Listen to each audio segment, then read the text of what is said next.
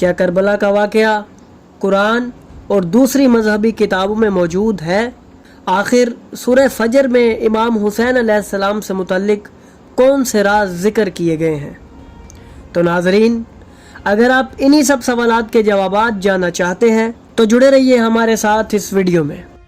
नाजरीन, कुरान मजीद की एक सूरत जिसका नाम सूरह फजर है, उसमें अल्लाह ताला का इरशाद है, कसम है ख़ास फजर की और कसम है 10 रातों की।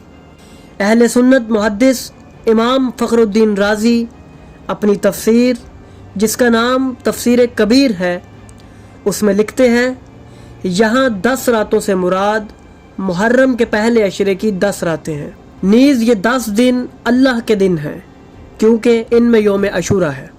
दाऊद बिन फरकद से रिवायत है कि इमाम जाफ़र सादिक अलैहिस्सलाम ने फरमाया,